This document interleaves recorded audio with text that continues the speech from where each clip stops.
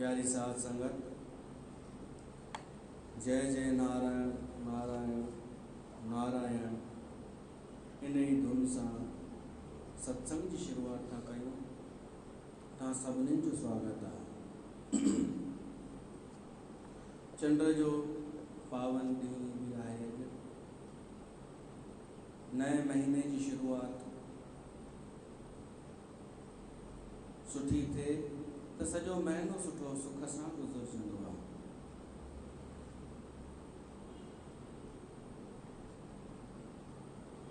पंहिंजो सत्संग हली रहियो आहे नारद भक्ति सूत्र ते, देवर्षि नारद विरचित भक्ति सूत्र ते।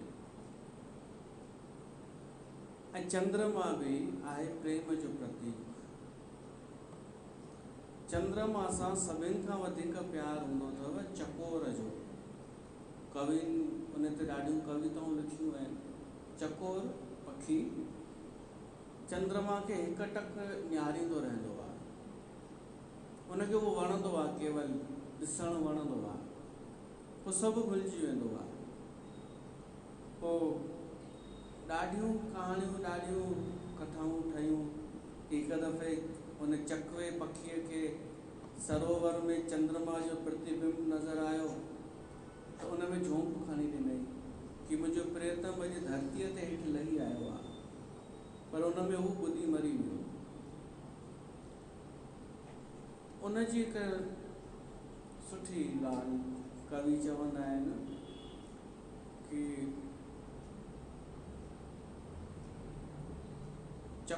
चकवे पखीअ इहा इच्छा ज़ाहिर कई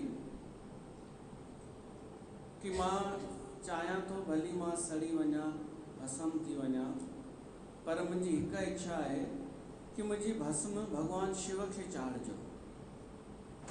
त सभिनीनि खे लॻो शिव जो भॻत आहे, शिव जे मस्तक ते लॻाइजो मूंखे मुंहिंजी भस्म। त सभिनीनि खे लॻो शिव जो भॻत आहे।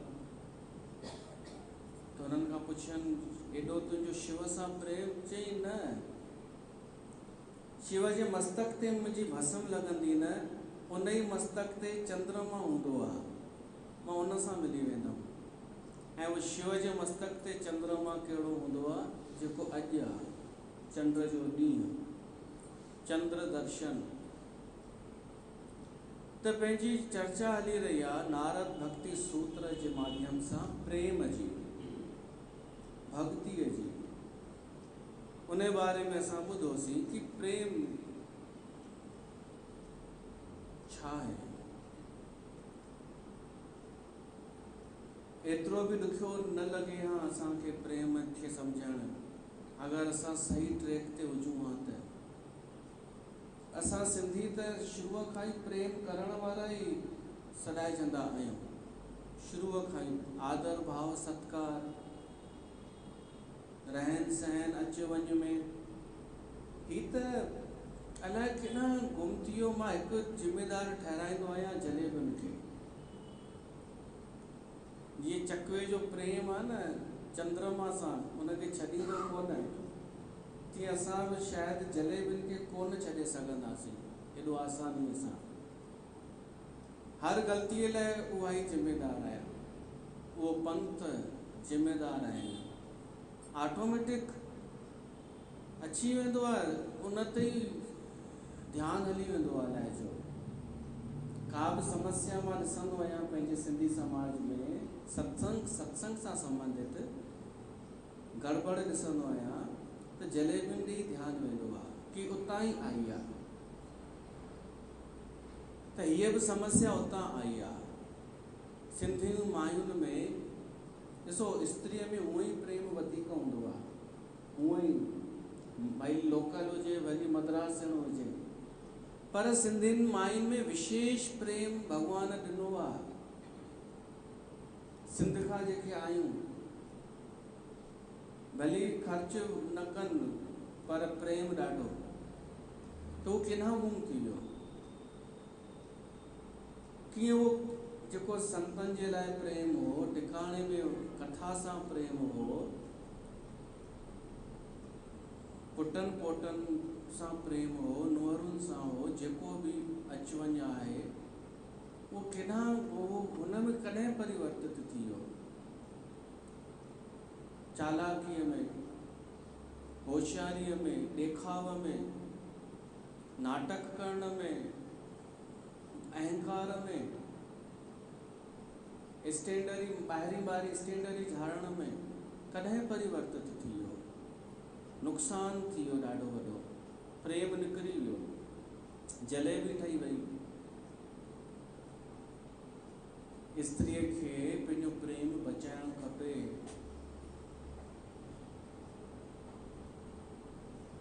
पोइ ईअं न विञाइजे। पुरुषनि मां उमेद कबी छा बाक़ी कि उहे प्रेम खे बचाईंदा, सचे प्रेम खे। हो त उअं ई चवंदा आहिनि कि असांजो हृदय ॾाढो वॾो आहे, विशाल आहे। भई मायुनि जो हृदय नंढो हूंदो आहे, उहे रुॻो ॿिनि टिनि जॻह ते दिलि ॾींदियूं आहिनि।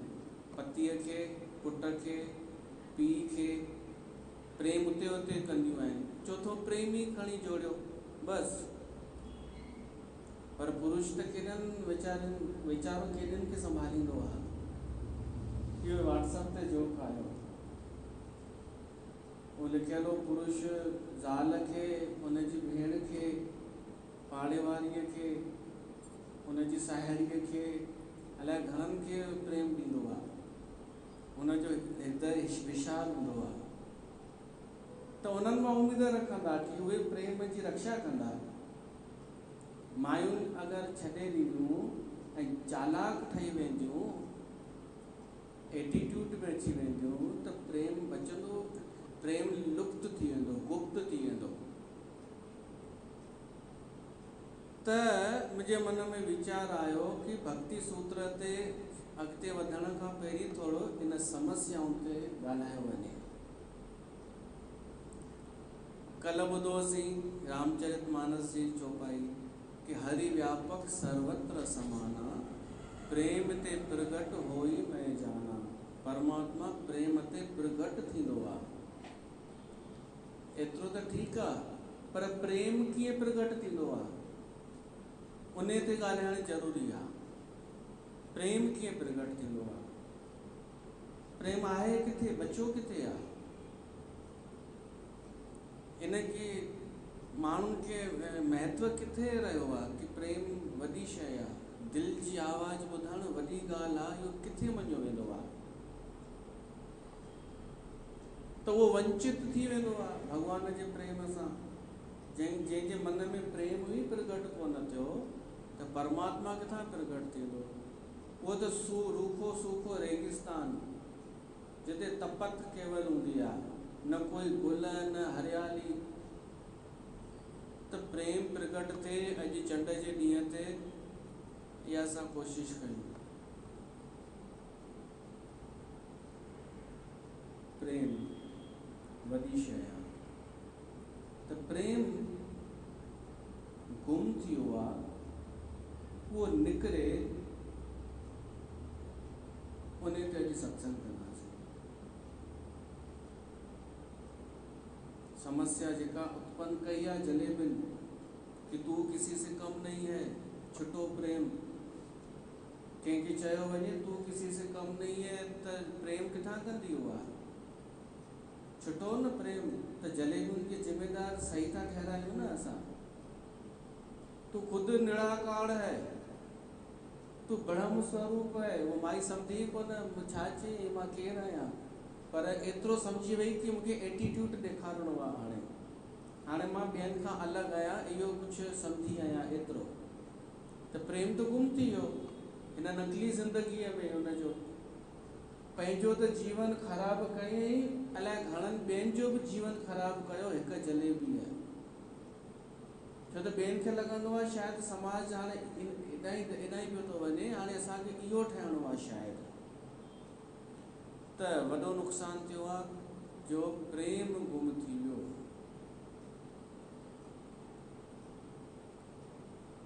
असां ॿुधोसीं कि प्रेम छा आहे, प्रेम अनिर्वचनीय आहे, प्रेम अनुभव जी शइ आहे, ॾेखारण जी शइ न आहे। त उहो गुम कीअं थी वियो, उन जा कुझु कारण खणी आयो आहियां। प्रेम जे गुम थी वञण जा कारण। पहिरियों अहंकार, पहिरियों कारण अहंकार। जीअं अहंकार ईंदो प्रेम मरी वेंदो, प्रेम जी मृत्यु थी वेंदी। जिते प्रेम उते, जिते अहंकार उते प्रेम किथां ईंदो? अहंकार त एॾी वॾी चट्टान आहे जो प्रेम त कोमल थींदो आहे, मुलायम थींदो आहे। अहंकार सख़्तु थींदो आहे, कठोर थींदो आहे, अकड़ में हलंदो आहे। त मेल जोल ई कोन्हे ॿिन्हिनि जो। जिंदगी जिंदा दिली का नाम है और अकड़ तो मुर्दों की पहचान है। जेको झुकण न सिखियो, अकड़ में रहियो, तो वो मुर्दे जे समान आहे। तव्हांखे मिलंदे हूंदव अहिड़ा मायूं जो अकड़ सां ई पेश ईंदियूं हूंदियूं। उहा जलेबी अथव, मूंखे त सालनि खां 2-3 साल थी विया हाणे नज़र ई कोन थियूं अचनि, लुप्त थी वयूं छा? मां पहुचां थो त गुम थियूं थी वञनि। उन्हनि जे अंदरां जलेबी पनो निकिरी थो वञे, इहा ॻाल्हि सही आहे, त ॾिसण ई कोन आयूं आहिनि सालनि खां।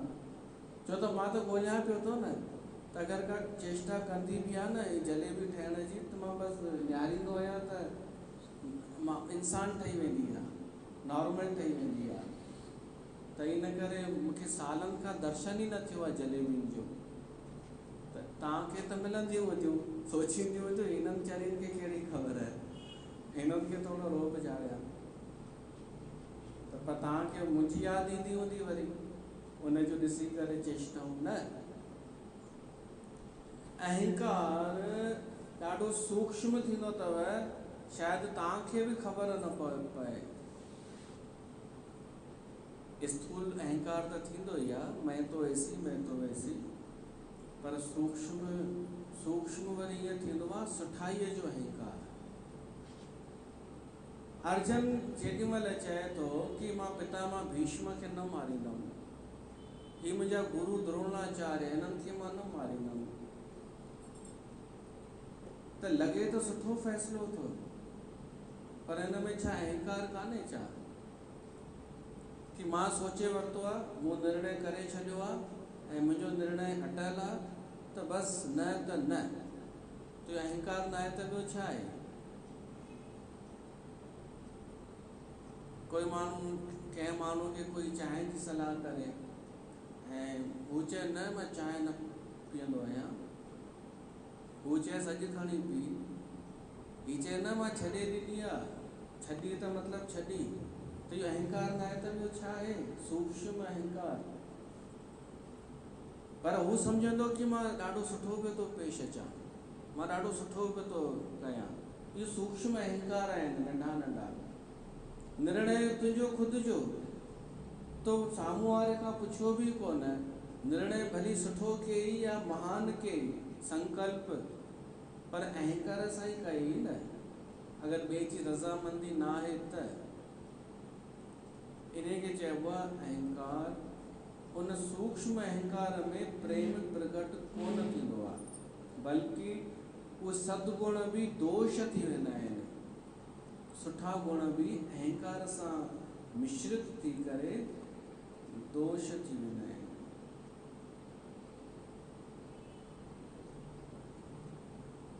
हाणे अहंकार एॾो सूक्ष्म आहे त इनखे अञा थोरो ॿुधूं कि अहंकार छाजो थी सघे थो, कहिड़ी कहिड़ी शइ जो अहंकार थींदो आहे। ज़रूरी आहे ॿुधणु, आहे या कान्हे, भैंसा परेशान कर रखा है। वो ईंदो आहे केजरीवाल जो वीडियो, तो करना हम भी परेशान हो गए, वो भी परेशान हो गए। ये नंढो अहंकार जेको आहे न, सूक्ष्म अहंकार आहे समाज में, वो निकिरणु खपे त प्रेम प्रकट थींदो। अहंकार प्रेम खे निकिरण ई नथो ॾे, त किथां किथां अहंकार ईंदो आहे ॿुधंदा वञो। विद्या जो अहंकार, पढ़ाईअ जो अहंकार, पहिरियों 7 अहंकार ॿुधायांव थो, पर 7 कारण जितां अहंकार ईंदो आहे। पढ़ाईअ जो अहंकार, एजुकेशन, केॾो आहे अॼुकल्ह हिन जो अहंकार। हम एडुकेटेड लोग हैं, ये चवंदा आहिनि न, हम पढ़े लिखे लोग हैं। सिंधी बि चवनि कि असांजे घर में सभु पढ़ियल लिखियल आहे, असां वटि सिस्टम आहे, सभु पढ़ियल लिखियल, पहिरीं पढ़ाईअ ते ध्यानु, धर्म वञे भाड़ में। त तूं पढ़ाई लिखाई छाजे लाइ कई, इहो त ॿुधाए। ॿारनि खे तूं छाजे लाइ पढ़ाई, कहिड़ो हुन सां महान थी विया, छा उन्हनि कयो, जॉब कयो न, कंहिंजे लाइ, कंपनीअ जे लाइ, पैसनि जे लाइ। इन में छा प्रतिभा तो ॿुधाई, वॾी प्रतिभा आहे हिन में। इहा कोई अहंकार जी शइ आहे ई कान आहे। असांजे गुरुकुल में जेको अंग्रेजनि नष्ट कया गुरुकुल, उन्हनि में जेका विद्या मिलंदी हुई न, हर विद्या कमु ईंदी हुई जीवन में, वो बुख न मरंदो। हिते त अलाए घणा बेरोज़गार CA चार्टर्ड अकाउंटेंट घुमनि पिया था, इंजीनियर पिया था घुमनि। ऐं ॿियो मूं ॾिठो आहे, जंहिंखे पढ़ाईअ जो अहंकार हूंदो आहे न, उहो के संत वटि वेंदो ई कोन। संत तव्हां केॾो बि चओसि बेटा सत्संग में हल थोरो, भैया सां मिल, कोन ईंदव। पोइ तव्हां मूंखे चवंदा कि छा कयां, छोकिरो हथनि मां ई निकिरी वियो, त हुनखे कढियो कंहिं हथनि मां? ॿुधे ई नथो, मञे ई नथो।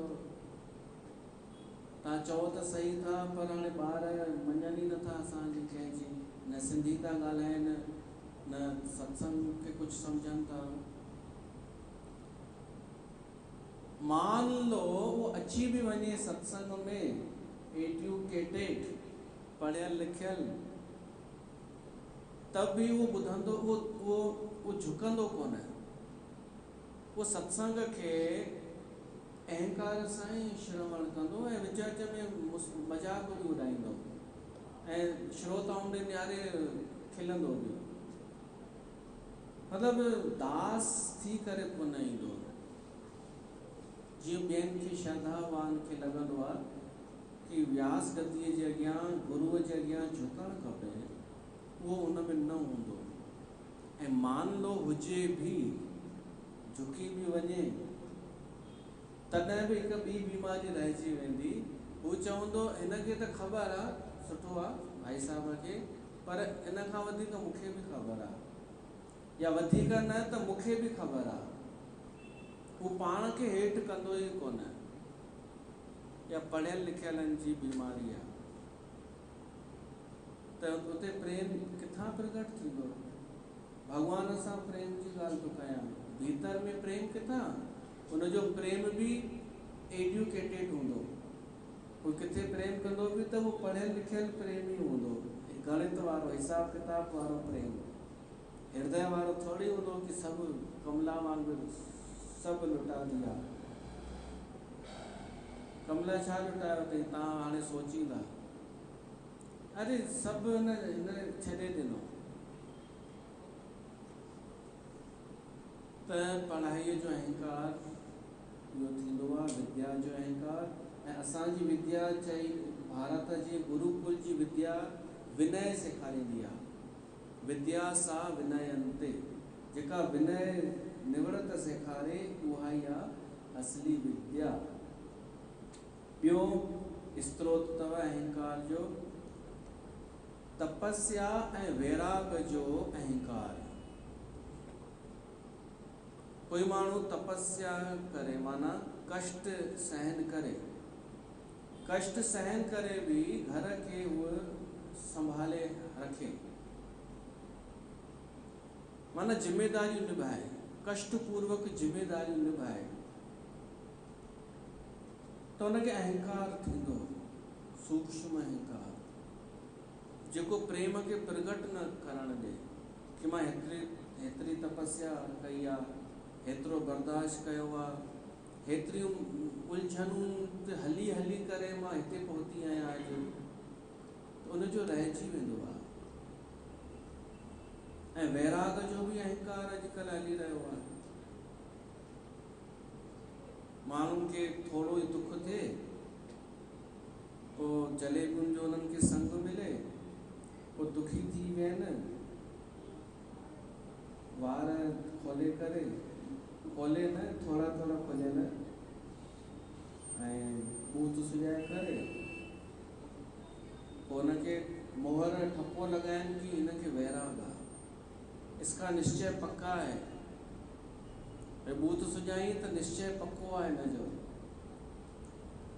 हिननि त चयो हिनजो निश्चय पक्को आहे, पर उन माई खे अहंकार थी पवंदो। समझ जो अहंकार किथां किथां अची सघे थो कि इसका वैराग देख, दिख रहा है वैराग।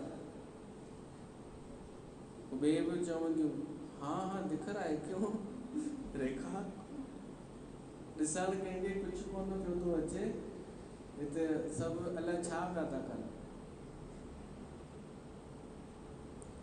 त कष्ट जो बि अहंकार थींदो आहे, तपस्या जो, वैराग जो बि अहंकार थींदो आहे। टियों अथव धन जो अहंकार, इहो त आहे, पैसे जो अहंकार। इन जी व्याख्या करण जी ज़रूरत ई कान्हे, सिधी सही ॻाल्हि आहे न।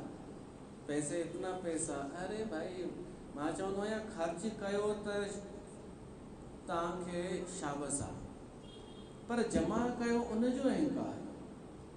तव्हां वञो जमा कंदा, वञो जमा कंदा, इन जो अहंकार। ख़र्च कयो त तव्हांखे प्रसन्नता मिले, दान कयो ॿिए खे प्रसन्नता मिले त वरी बि ठीकु आहे। पर धन जो अहंकार, मेरे पास इतना धन है, मेरे पास इतना पैसा है, त जंहिंखे लॻंदो कि मूं वटि पैसो आहे त मुंहिंजो अहंकार वधंदो, त उहो छा कोशिशि कंदो, उहो जोड़ींदो वेंदो। उहो चवंदो जेतिरो मुंहिंजो धन वधंदो, मुंहिंजो अहंकार ओतिरो मुंहिंजो रुतबो वधंदो। ऐं जेको ख़र्च कंदो उहो उमेद आहे अहंकार न कंदो। जेको दान कंदो, ख़र्च कंदो, उपयोग कंदो हुनजो, उहो अहंकार न कंदो। छो त प्रेम वारो ई त ॾींदो आहे, प्रेम वारो ई लुटाईंदो आहे, उनखे ॾियण में आनंद ईंदो आहे। त इहो आहे धन जो अहंकार।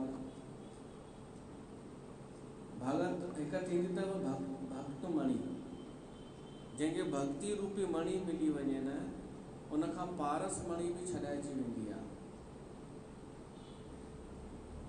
हिकु संत वटि हिकिड़ो ब्राह्मण आयो, चई साईं ग़रीब आहियां, मूंखे पैसनि जी ज़रूरत आहे, तव्हां कुझु मदद करे सघो था?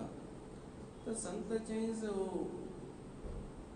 हू वण आहे न जेको, उन में जेका कोटर ठहियलु आहे, उन में हिकु पथर पियो अथई, उहो खण त।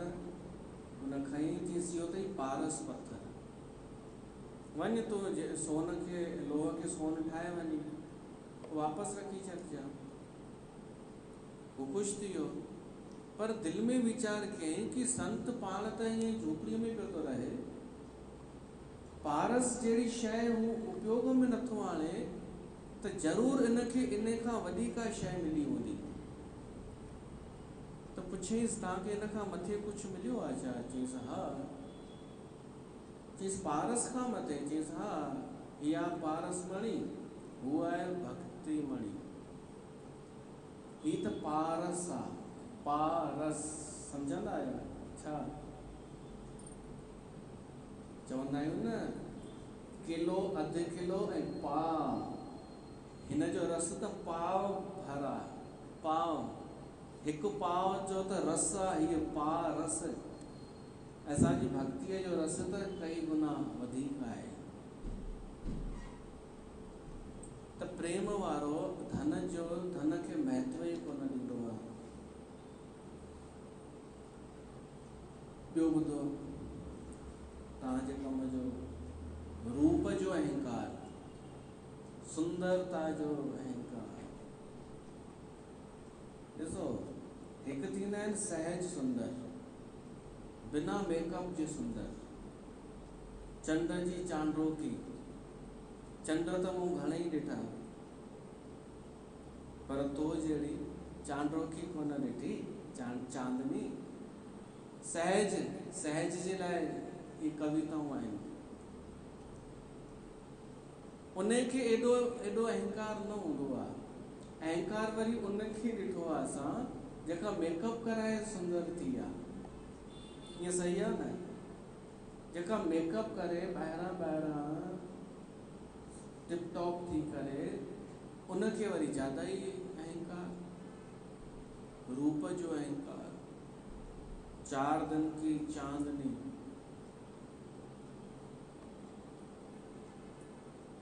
बस ॾिसो सुंदरता जी तारीफ़ आहे हिन व्यास गतीअ तां।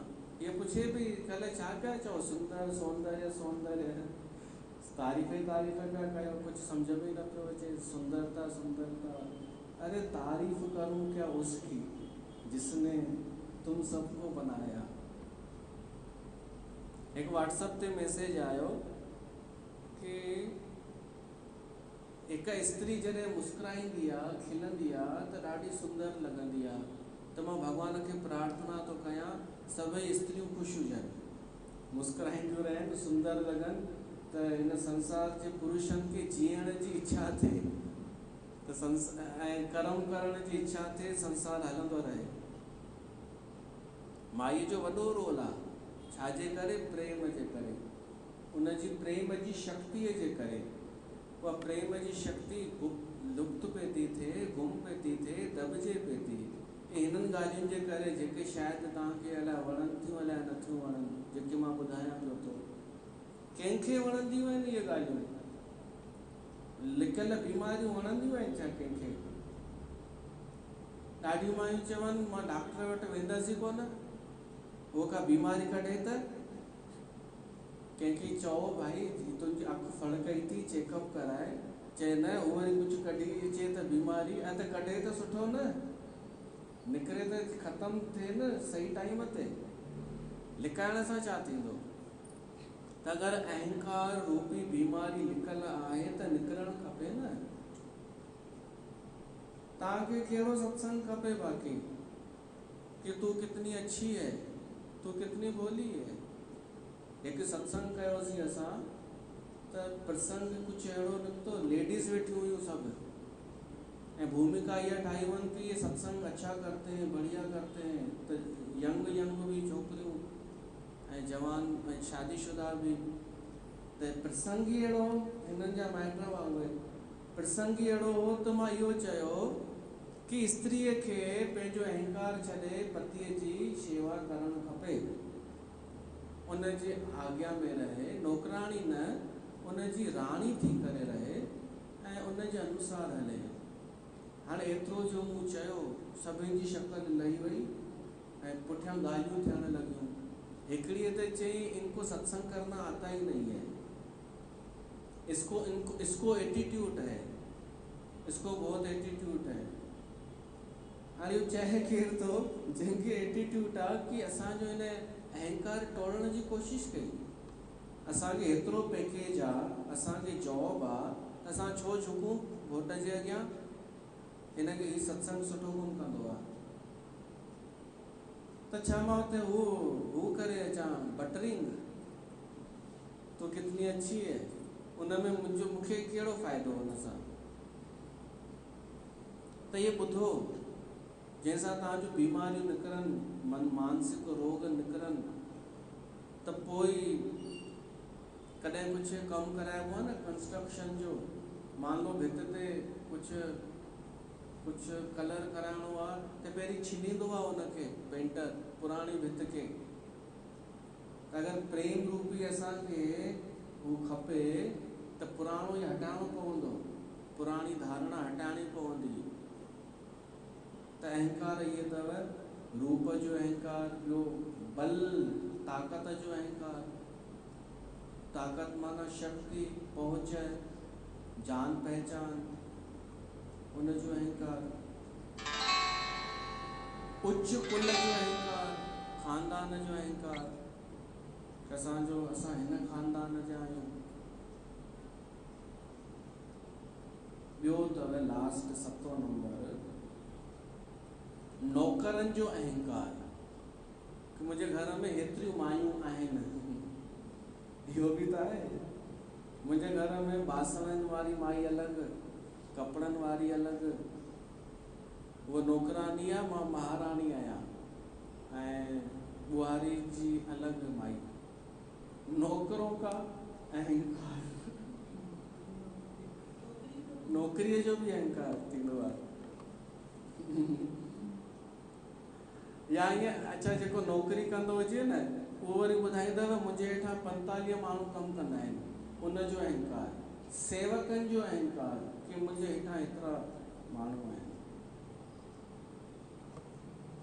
अहिड़ो माण्हू प्रेम किथां करे सघंदो, जेको पंहिंजे हेठि पंहिंजे आश्रितनि खे नौकर सम्झे, शोषण करे, उन्हनि खे प्रेम कंदो ॼण। मां त इहा ॻाल्हि बि न पचाए सघंदो आहियां कि कोई संत कोई गुरु पंहिंजे सिखनि खे पंहिंजे शेवकनि खे पंहिंजी संगत खे पाण खां घटि सम्झे। इहो बि मूंखे सम्झ में न ईंदो आहे।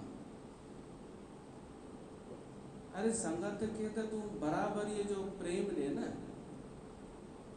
प्रेम त ॾियण वारा आहिनि घणेई, पर हिकु डिस्टेंस रखी करे ॾींदा अथव कि मां रहंदमि ऊचो ई, मां मथे ई रहंदसि। प्रेम त ॾींदोमांइ, जीअं दादियूं कंदियूं आहिनि जलेबियूं, प्रेम त ॾींदियूं पर पाण रहंदियूं ऊचूं ॿियनि खां। त उहो अहंकार जंहिंखे आहे उहे छा प्रेम कंदियूं। हिकु चए पई कि असांजी जेका जलेबी आहे न उहा साक्षात भॻवानु आहे, साक्षात भॻवानु।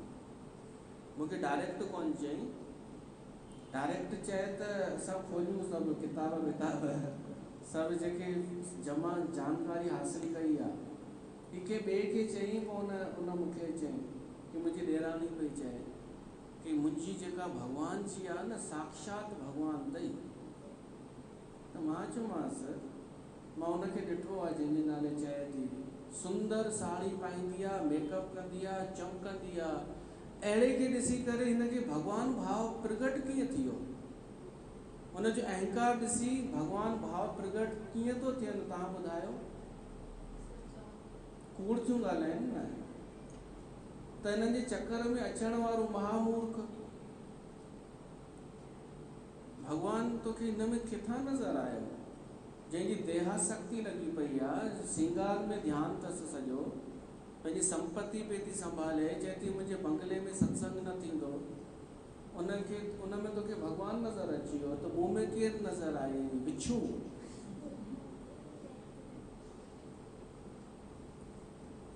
का वॾी ॻाल्हि थोड़ी आहे। उहो त कुझु बि चई ॾींदियूं कि जीअं हुननि चयो इसको एटीट्यूड है, इसको तो अहंकार है, इसको सत्संग, वो अच्छा सत्संग करता है, ॿिए जो नालो खणी। छो त मुंहिंजो अहंकार बचणु खपे। हर कंहिंखे इहा चिंता आहे। त इहे अथव कुझु शयूं जितां अहंकार ईंदो अथव। ऐं इहो अहंकार त पहिरीं बीमारी आहे।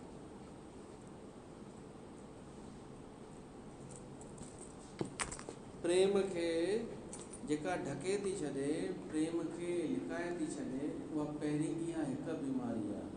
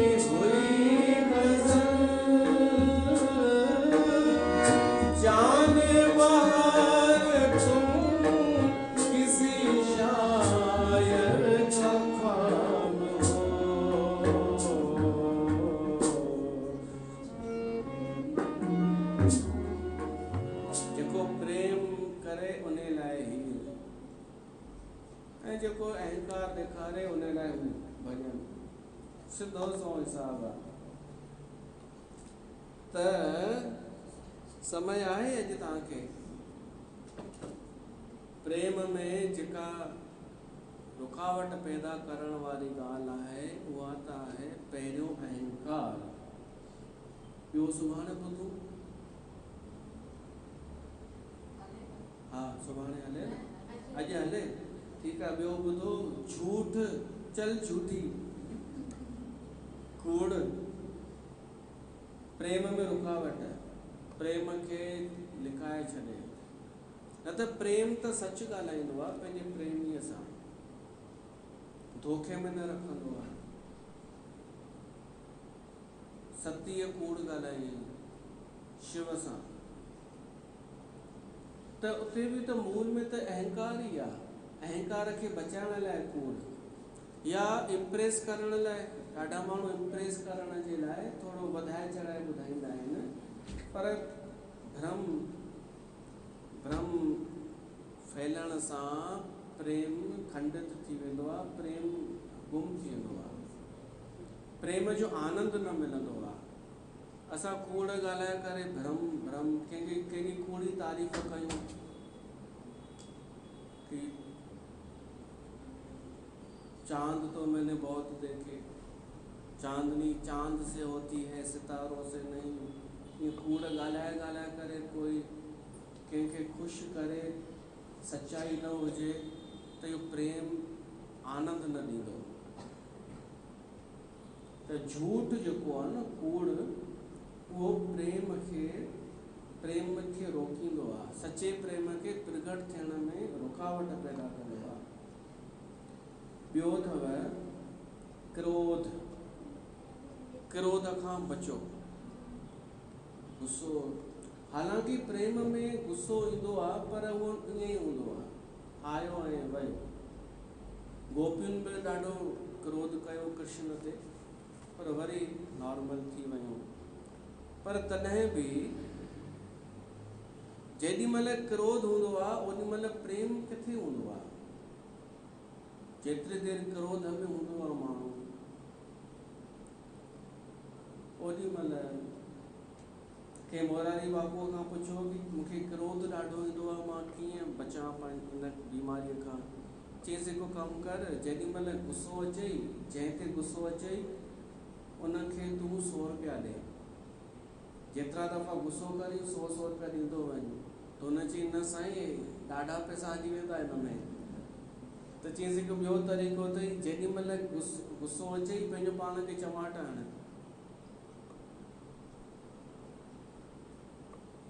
पोइ पतो पवंदई कि क्रोध केतिरो करणु खपे केतिरो न।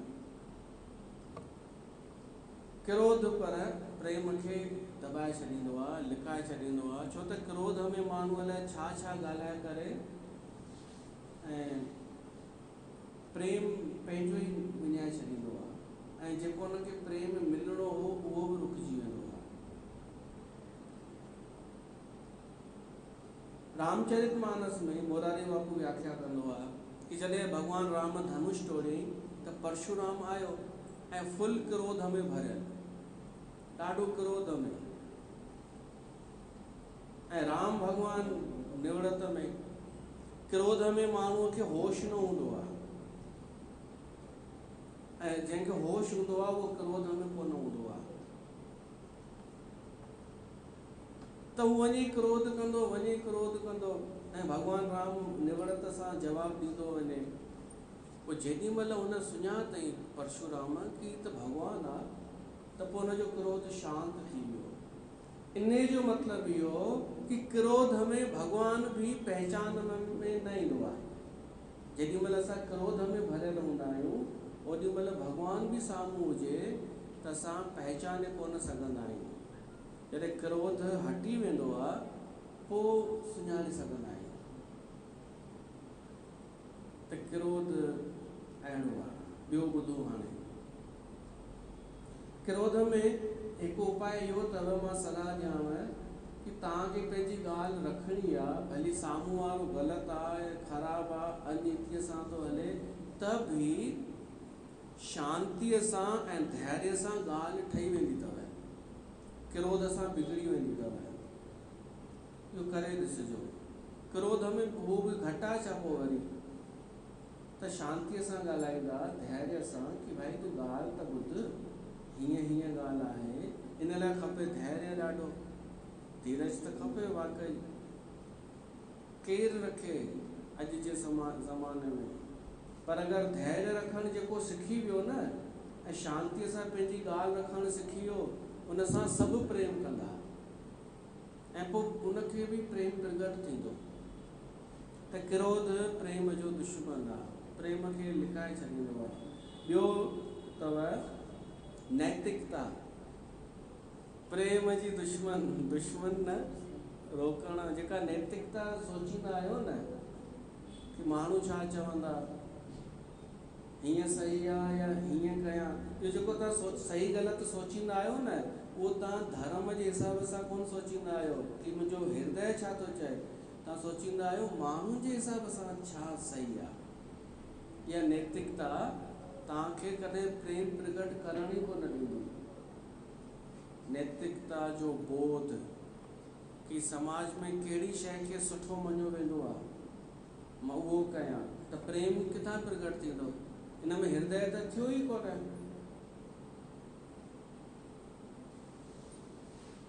हृदय किथां थियो? इन में त थियो कि क्या चल रहा है आजकल, मैं भी वही करती हूँ। कल्ह जीअं मां कहिड़ो प्रसंग हो कि मां चयो कि थोरो प्रेम में भरिजो त सही, ईअं चयो, मूं ॾे निहारियो त हिक ॿिए ॾे पियो, सभु हिक ॿिए में पियो निहारनि कि ॿिए छा थियूं कनि। इहा ई अथव नैतिकता। नैतिकता रखो ज़ालुनि में, जिते वेंदियूं आहियो न ज़ालुनि मालुनि में थियण, ज़ालुनि में छठीअ ते शादीअ ते इन्हनि जॻहियुनि ते वञी हलंदव, छो त सभु उते उहे ई गॾिजंदा आहिनि हिक जहिड़ा। सत्संग में ऐं जेॾी महिल परमात्मा जे राह ते हलण जी ॻाल्हि अचे, पोइ छा जी नैतिकता, पोइ त हृदय छा थो चए, उहा ॻाल्हि। ॿियो रुकावट अथव बुद्धि। बुद्धि जेको सोचींदी आहे ॾाढो, दिमाग़ मन चल रहा है, उनखे चवनि मन चला आज मेरा। अरे भाई तो दिमाग़ खे हलायो छो? तो दिमाग़ तव्हांजे हृदय में वेठल प्रेम खे प्रगट थियण कोन ॾींदव कि ऐसा हुआ है इसलिए ऐसा हुआ होगा, भॻवान मूंसां हीअं कयईं इन करे छॾे न भॻवान खे, ऐं मुंहिंजी हिन जलेबी जेका भाई आहे न भॻवान, इन खे पकड़। इहो केरु चवंदो आहे, हृदय या दिमाग़? इहो दिमाग़ चवंदो आहे कि हेॾा ॼणा झुकनि था हिन दातीअ जे अॻियां, मुंहिंजा दुख दूर कया अथई, हुन असली भॻवान छा ॾिनो आहे? इहो केरु? दिमाग़। चाहे तव्हां पंहिंजे घोट सां बि प्रेम कयो, जेॾी महिल दिमाग़ अॻियां अची वेंदव न, प्रेम ख़तमु। चाहे पुट सां प्रेम कयो ऐं दिमाग़ अॻियां अची वियो कि हीअं न मां हिन सां प्रेम कयां, हीअ वधीक चढ़ी वञे मथे ते, हीअ ज़्यादा हो थी वञे, कंट्रोल बि ज़रूरी आहे, इहो दिमाग़ तव्हांजो प्रेम ख़तमु करे छॾींदव। पुट जो बि प्रेम ख़तमु करे छॾींदो। इहे कुझु ॻाल्हियूं आहिनि जेके प्रेम खे रोकंदियूं आहिनि, ख़तमु करे छॾींदियूं आहिनि। ॿियो ॿुधो, जानकारी, ज्ञान, प्रेम में बाधक। तव्हां सत्संग ॿुधी अचो, ॿिया ही न, ॿिया किथां ॿुधी अचो, जलेबियुनि जा अलॻि अलॻि कठिन ॻाल्हियूं, तव्हांखे प्रेम उहो प्रगट, उहो नॉलेज प्रेम प्रगट थियणु न ॾींदो। चाहे सत्संग जो ज्ञान हुजेव, चाहे मेडिकल जो, ॾाढनि माण्हुनि खे दवाउनि जो बि ज्ञान हूंदो आहे, मथे सूर जी हीअ गोरी न वठि, हीअ वठि, हिन में वधीक नुक़सानु अथई, हिन में हीअ अथई। आयुर्वेदिक नथो चवां, एलोपैथी, हिनखे आयुर्वेदिक जी हू अथनि पंहिंजी होलसेल छा अथव एजेंसी अथनि। तुलसी अथव तुलसीअ जी का शइ। हा, मोरारी बापूअ हिकु ॾाढी सुठी ॻाल्हि चयईं, मूंखे वणी वई कथा में। चयईं छो त स्वामी रामदेव बाबा रामदेव कथा कराई हुई, राम कथा, उहो साम्हूं वेठो हो हींअर देव प्रयाग में। त मोरारी बापू चयईंसि तुलसीअ जी का शइ अथव? छो त गोस्वामी तुलसीदास रामायण लिखियो आहे, रामचरितमानस, ऐं उन ते ई कथा कंदो आहे। त उन चयईंसि रामदेव, हा ही शयूं आहिनि, ॿुधाइणु शुरू कयईंसि।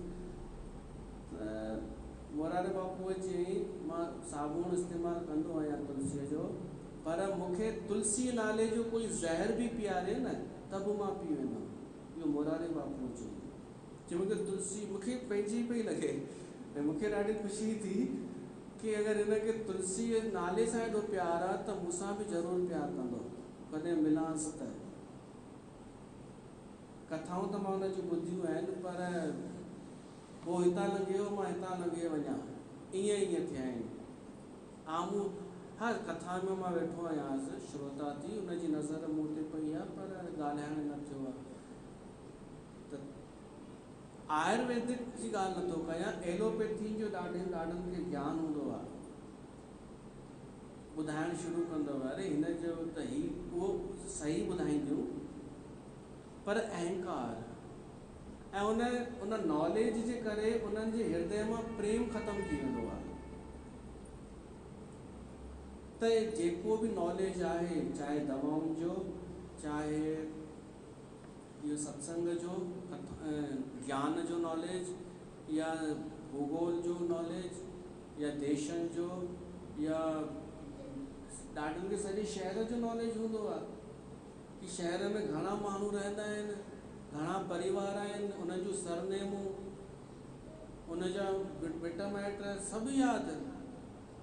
मूंखे त कोन्हनि ख़बर नाला, उहो नॉलेज हुजे, पर उन जानकारीअ जे करे हृदय मां प्रेम ख़तमु थी वेंदो आहे।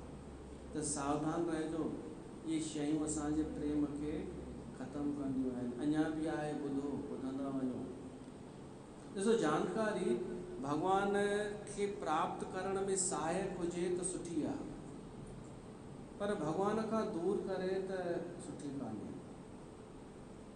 हाराइजी वञणु सुठो आहे बजाए जीतण जे। हाराइजी वञणु, मैं तो तुम संग प्रीत लगा कर हार गई सजना। हाणे ॿियो अथव श्रवण। श्रवण जी त मां तारीफ़ कंदो आहियां कि श्रवण करण सां, ॿुधण सां असांजा भ्रम नाश थींदा आहिनि। पर उहो ई श्रवण अगरि ग़लति माण्हूअ जे द्वारा प्राप्त थिए त असांजो प्रेम ख़तमु करे छॾींदो आहे। कीअं? तव्हां सत्संग ॿुधी करे वञो ऐं ॿाहिरि का मिली वञेव अहिड़ी, कहाँ से आ रही है, तव्हां चओ गंगा धाम में, चंड जो ॾींहुं हो, वई हुअसि, तो वो चए अरे मैं गई थी एक बार, मुझे समझ में नहीं आया। तो तव्हां पुछंदोसि छो? चवंदव अरे वो तो बोलता है कि इच्छा मत रखो, कामना मत रखो। हाणे ईअं थींदो आहे ॼण, तव्हां ॿुधण बि रहंदा, पोइ वरी शुरू थी वञे कि अरे भाई भॻवान तक चए थो कि तूं घुर, तोखे छा खपई। हू भॻवानु मना नथो करे ॾियण लाइ, ही केरु थींदो आहे? त इन करे मूंखे सम्झ में न ईंदो आहे। ओॾी महिल तव्हांजो मनु हलंदो, छो त तयारु त वेठा ई आहियो कि कोई अहिड़ो त ॿुधाए कि हिनखे ग़लति साबित करे हिन जी ॻाल्हियुनि खे, ऐं वरी ईअं ई चए कि जो मांगो ठाकुर अपने ते, ऐं हीअ मिले पई थी, तर्क पई थी ॾे कि शास्त्रनि में लिखियलु आहे कि कामना करणु बुरो न आहे। भाई गृहस्थी आहियूं न पाण, भेण गृहस्थी आहियूं न, त आवश्यकताऊं आहिनि न। इहो श्रवण तव्हांखे भॻवान खां दूर करे सघे थो। त मां इहो ई पियो चवणु चाहियां, हिकु श्रवण भॻवान सां जोड़े बि थो सघे, प्रेम पैदा थो करे सघे, ऐं कोई श्रवण प्रेम नष्ट बि थो करे सघे। त श्रवण सोचे सम्झी कजो, कंहिंजी ॿुधिजो त ॾाढो सोचे सम्झी, न त केस ताईं केर तव्हांखे बचाईंदो? जिम्मेदारी तव्हांजी अथव। आप जानो आपका काम जाने। ऐं ॿियो प्रेम में बाधा अथव संदेह, डाउट। तव्हां कंहिंसां प्रेम कयव, विश्वास कयव, चङी तरह जांच परखे, पोइ वरी अलाए छा थी वियव जो तव्हां सोच में पइजी विया, मेरे को डाउट हो रहा है कुछ, गलत आदमी के साथ तो नहीं कर दिया प्रेम। इहो संदेह वापसि प्रेम खे हटाए छॾींदो आहे। या त चङी तरह हिकु दफ़ो सोचे सम्झे परीक्षा करे पोइ भिड़ो न प्रेम में, भॻवान जे प्रेम में। पोइ जेको थिए सो थिए, लगन तुमसे लगा वेठे।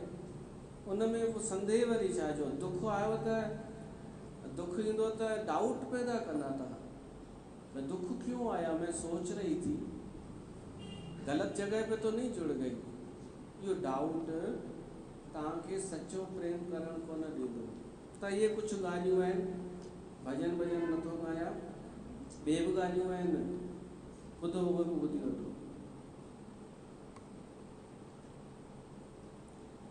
सुंदर मकान जो अहंकार, सुंदर अहंकार न, सुंदर मकान जो, तव्हांजो मकान सुंदर हुजे, सुविधा युक्त हुजे, उन में अगरि तव्हांजी आसक्ति अची वई, तव्हां उन में ॾाढा ख़ुशि पिया था रहो, त तव्हांखे शायदि भॻवान सां प्रेम कोन थींदो। पोइ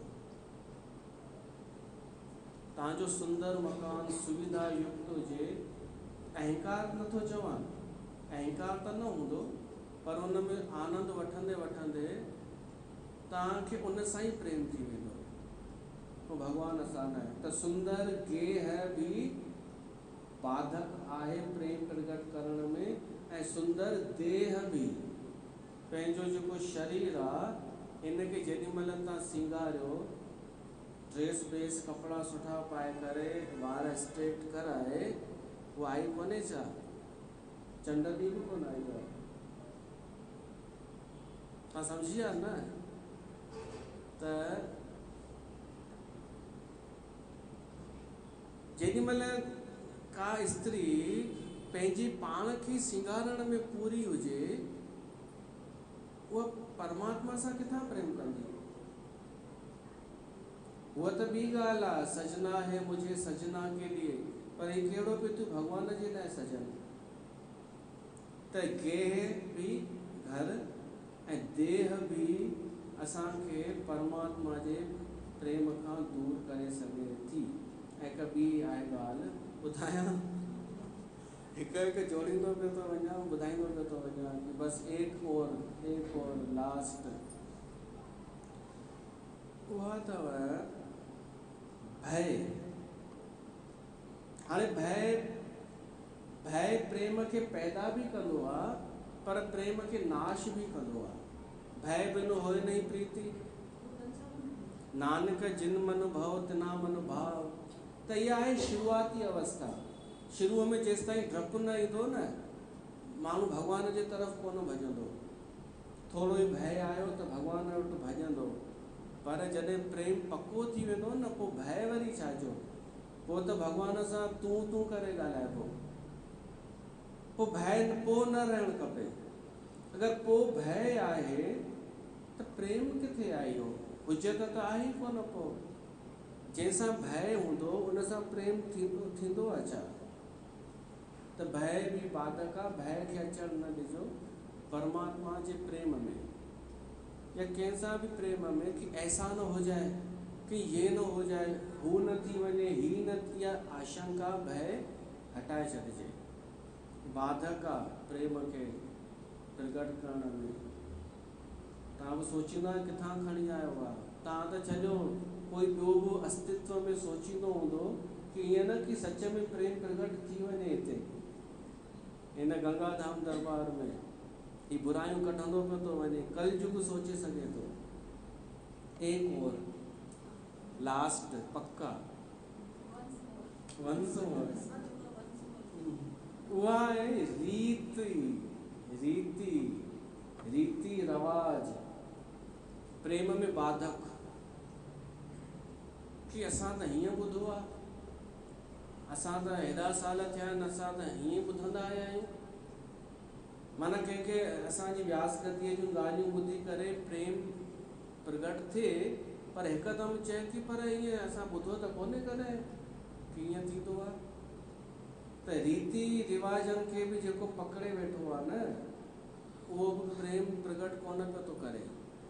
परंपराऊं, धारणाऊं, पूर्वाग्रह, इहे सभु बि प्रेम खे प्रगट थियण न ॾींदा आहिनि। त प्रेम खे अगरि प्रगट करिणो आहे त जेके ॻाल्हियूं ॿुधव हितां, अॼु खां ई हटाईंदा वञो, नाश कंदा वञो। हिकु भॼन ॻाए करे पोइ था समाप्त कयूं।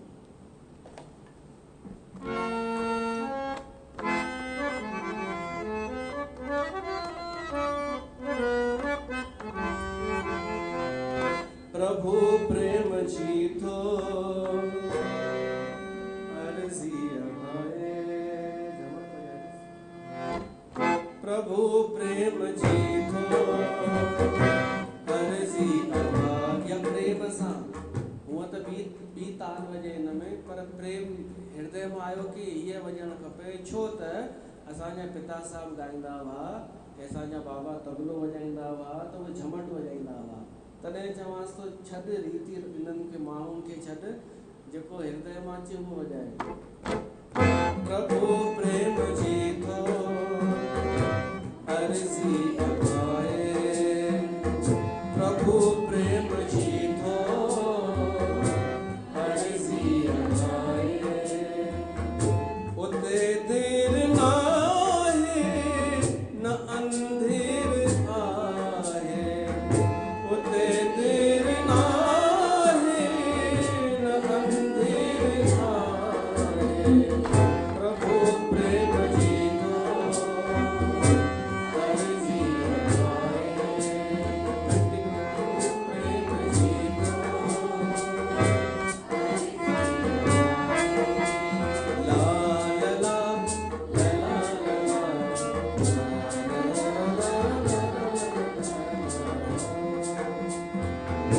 प्रभु जे सभा में देर सां अचे हां, त द्रौपदीअ जी कीअं लाज बचे हां।